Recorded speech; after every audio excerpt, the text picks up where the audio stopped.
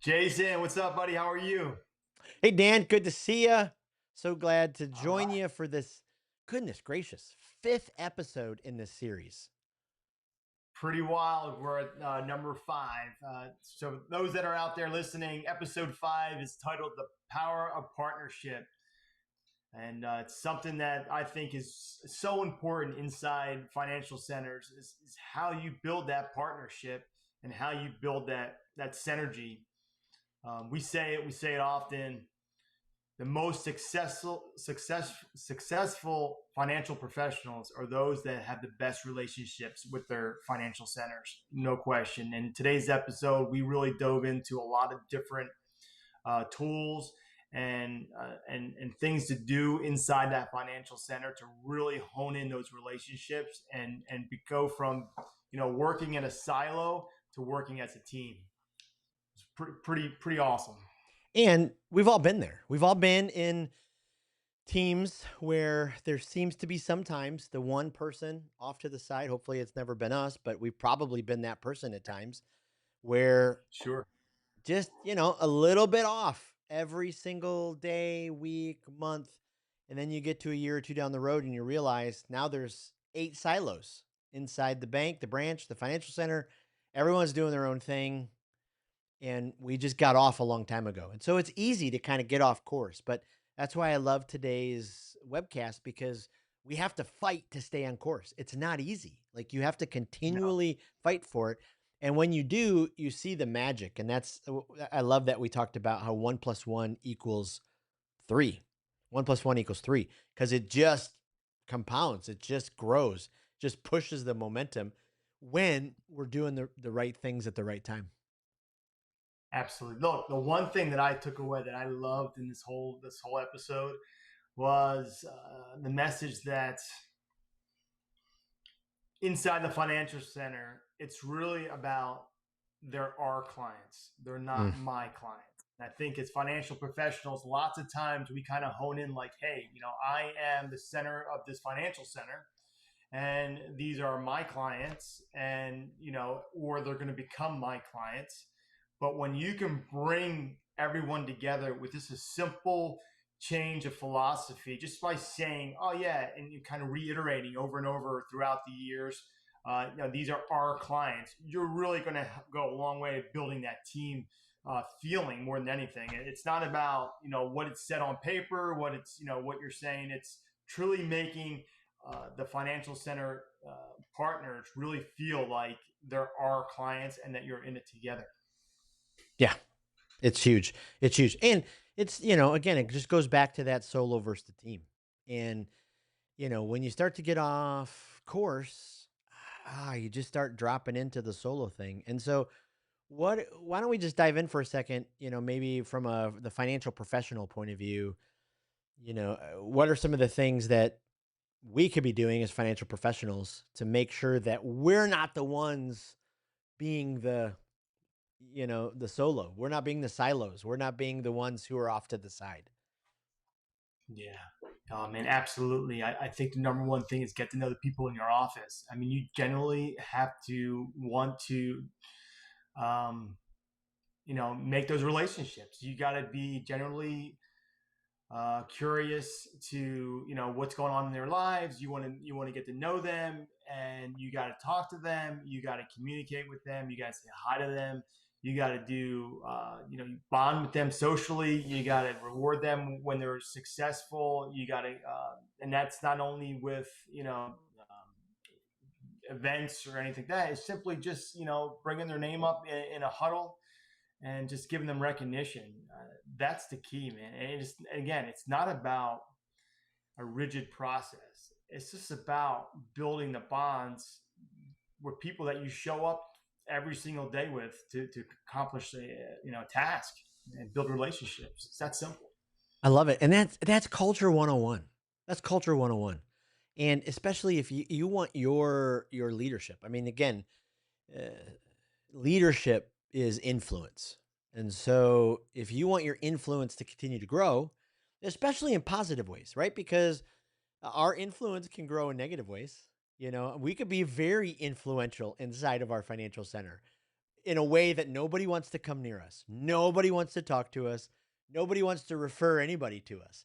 We don't want that type of negative influence. And it's possible to get there if we don't do the things you just talked about.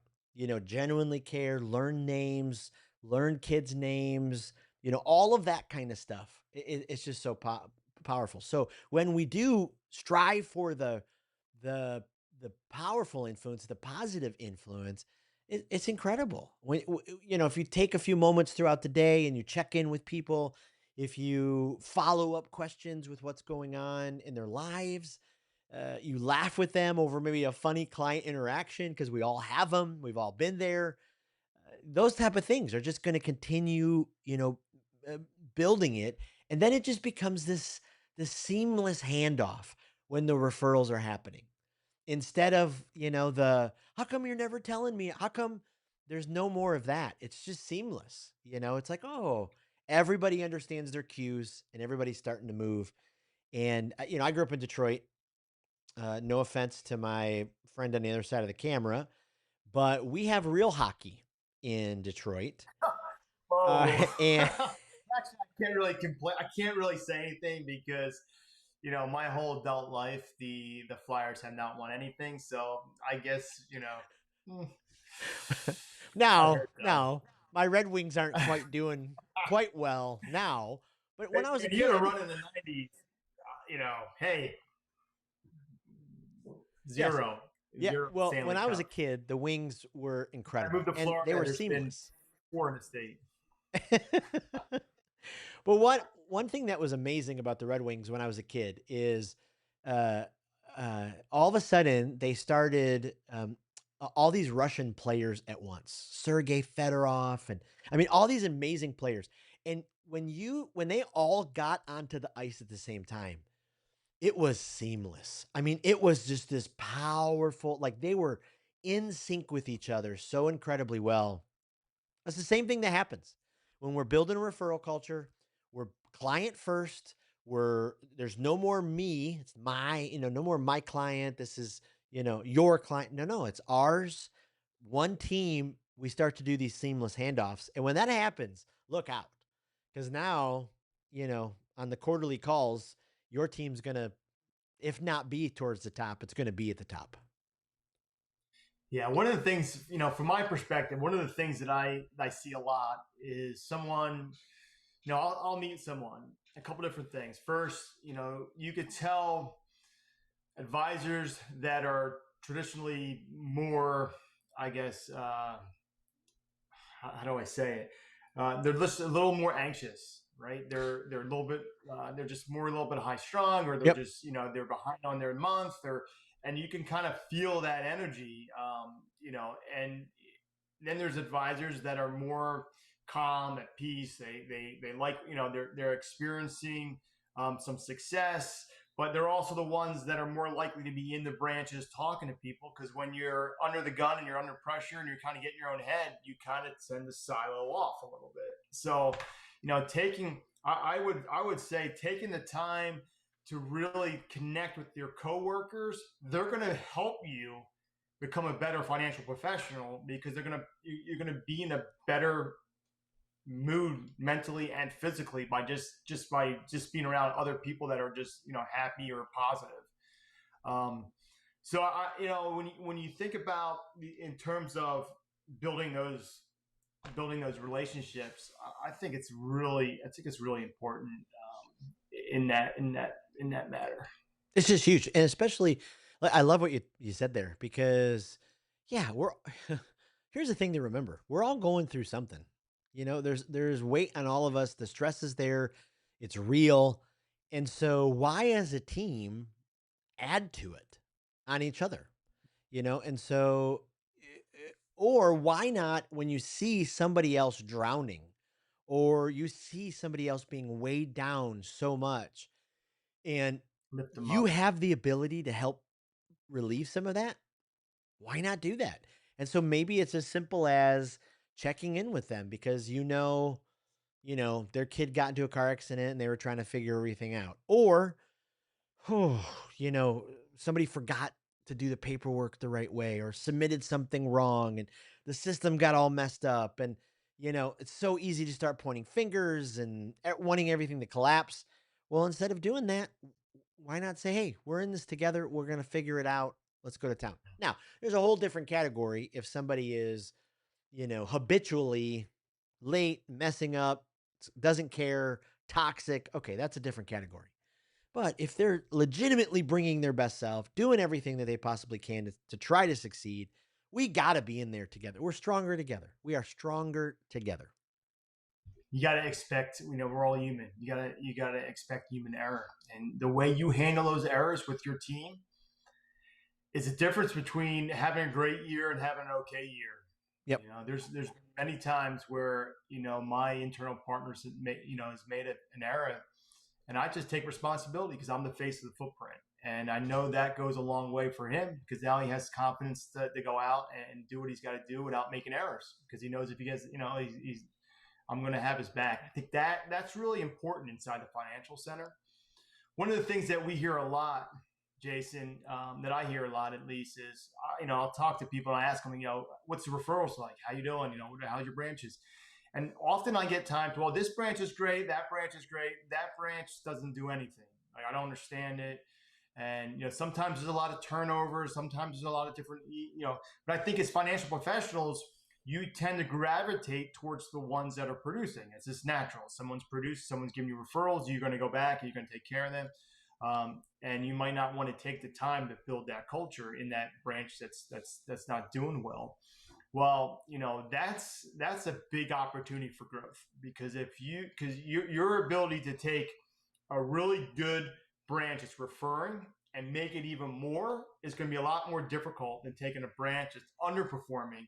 And you could just get them up a little bit more and get, from 0 referrals to 2 or 3, that turn into 3 or 4, that turn into 5 or 6. So now you're getting maybe, 3, 4, 5 a week. That's going to be a substantial growth, but that's where it's going to take the longest time. And that's, as a financial professional, you really have to play the long game. And you can't let your self-imposed obstacle get in the way. What is that? Well, what is that is there's a high turnover. There's someone new, someone less experienced. They're all excuses that we put in our own heads. If you can overcome that and continue to push and work and showing up is the biggest thing, and show up at that branch, you build that relationships. The more you do that, the people that aren't producing are going to feel bad they're not producing, and they're going to want to produce for you and get your referrals. That's how I kind of see it from an outside perspective. Yeah, that's powerful.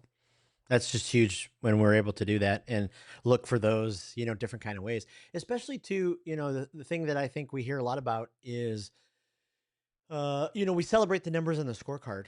I mean, how many calls have you and I been on where, they pull up the screen, we celebrate those, but sometimes, we don't celebrate those, what you just talked about, some of those handoffs, some of those referrals, some of those, kind of things. And if we did that, in tandem with obviously celebrating the numbers, I mean, it just would go a long way to continue, helping out the branch's momentum altogether.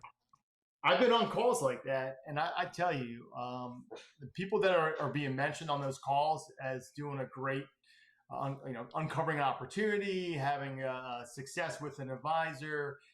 You can hear it in their voices. You can hear it in their peers. Everyone's kind of laughing. It's just an exciting moment on that call. And when we have more of those moments, it's just going to build on each other.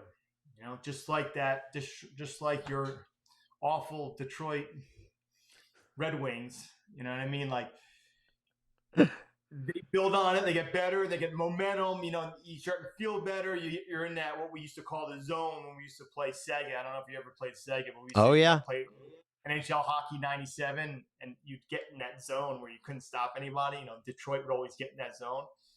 So, that's, the more you build, the more you're going to get in the zone, and ultimately you're going to win championships or get referrals, unless you live in Philly. I was trying to remember who was one of the big names during those years. Eric Lindros, was he on the Phillies? Yeah, the Flyers. Lindros, late 90s. Yeah. Yep. Yeah. Oh yeah, those years are huge. Yeah, some of those things we talked about. Some of these best practices, the joint goals and scoreboards, the regular joint meetings, the shared client planning, the cross education sessions, the social bonding, the celebrate team success. You know, eh, not every leader is the person in the office who likes to remember all the birthdays or all those kind of things, but it doesn't hurt you if you do. Like those kind of things are powerful when you Well, let's do be it. I honest. still to this day, if I on someone's birthday for a client, if I film a video of me saying happy birthday, I'm so excited, what a great day, and I text them that video, I get so much feedback from that. I could send a handwritten card. That's probably gold. I could send a ice sculpture. They'd be like, okay, whatever. But the video, boy, they love it. Yeah, and there's no excuses today because with all the technology, you should be able to identify.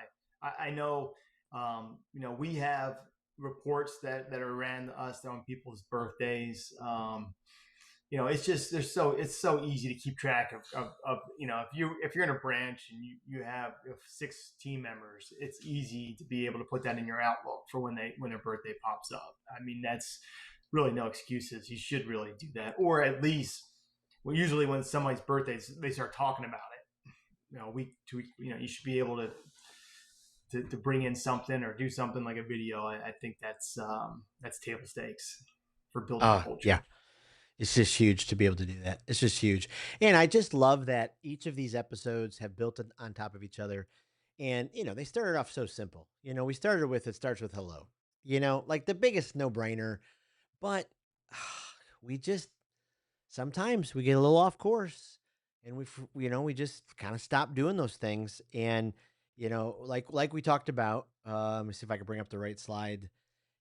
Leaders of effective referral programs focus on the why, helping customers. And the reality is, we can't take our foot off the pedal. I mean, that's the thing. If we take our foot off the pedal, we're just going to struggle, and it's going to be a difficult. It's going to be a difficult run, and so we've got to do absolutely everything we can to make sure that we stay focused on these things. And so that's why I love the series. That's why I love the resources that we've been putting out, for people, and the resources that Speak with People has ongoing, for teams to be able to go, okay, we've got some practical stuff to be able to hand out to our team to be able to say, hey, let's all get on the same page. Let's go through these things. And it's just so important to be able to do that. Yeah, we've definitely built a lot of content out over the last 6 to 12 months. So that's been real exciting. One of the things that I just thought of is if I was going to give advice to a financial professional who's out there, thinking about, how does this series have an impact on them, right? I would suggest going to different banks just to walk in other banks Mm. and get a feeling of how you're Yep. addressed, how you're presented. Like, when's the last time as a financial professional, that you walked into a competitor's bank? And I'm not saying, go across the street from where you work, but maybe, an hour away, somewhere not going to recognize you.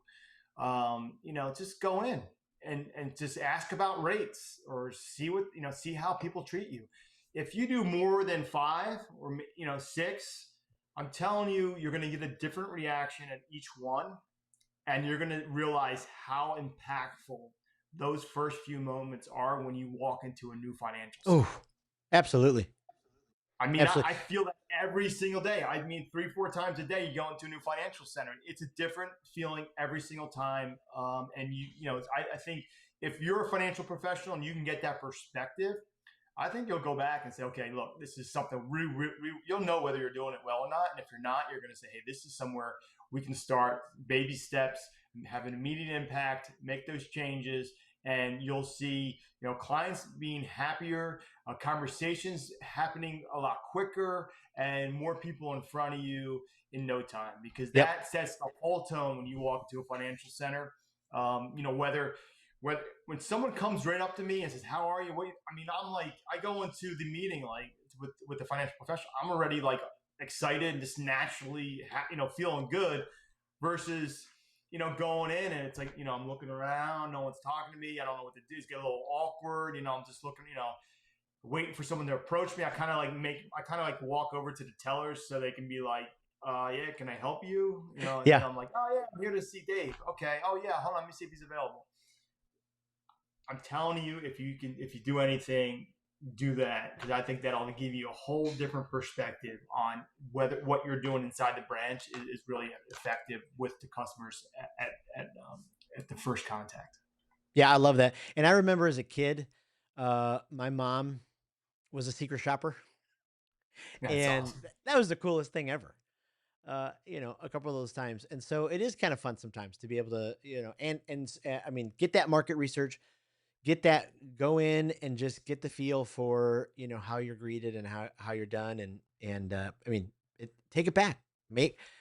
Sometimes we work at the same place for so long. Sometimes, the culture isn't exactly what we want, that we just give up, and we can't. We have to keep focusing on the why and making sure we're part of the solution to solving those things. And when we bring that all the time, powerful things happen. I mean, our influence rises, the referral culture rises because now our team members want to, do those warm handoffs. And I mean, it's like why I don't think you and I will ever get tired of talking about this, because seeing the, financial professionals succeed, it's just awesome to be able to help them.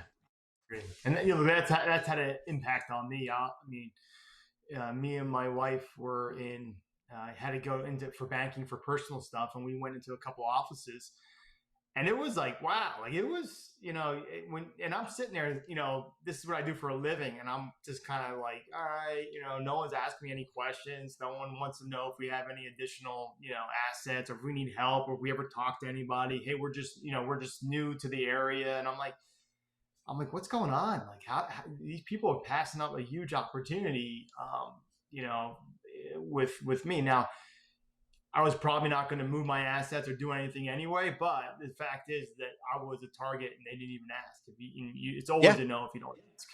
You just never know. Absolutely. I mean, sometimes we get to a place where we just want to dial it in. I think about, I worked in restaurants for a long, long time in my teens and early 20s.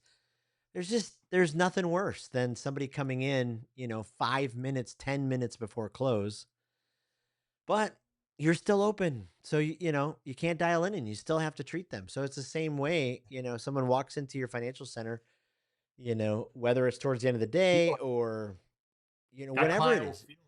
Yeah. That client will feel the fact that you're dialed in. Yep. So if that person just sold a house and has $200,000, $500,000 cash sitting in their bank account, walks in right before the bank close, and you dial, and you're dialed out, you may lose a big opportunity. Yep. And that's the price we pay when we're not generally happy to see people and wanting to connect and be curious to them. I think we used that in one of the episodes. We talked a lot about being curious. I think that's so important. Oh, yeah. I mean, once leaders lose that curiosity, it's kind of where their leadership goes to die, because now, people can tell right away that we're not caring for them, that we're just kind of going through the motions, and we can't ever get there. We have to do everything we possibly can. So it's just huge. It's just huge. I'll say this as we wrap up. Those that are dialed in are really the exception. In my footprint, most of the financial professionals that I work with are usually very outgoing, care deeply about their clients, and for the most part, they have great relationships. I mean, I've had some great events where I've seen financial professionals with their bankers having a great time, just laughing and joking. You can tell the chemistry's there.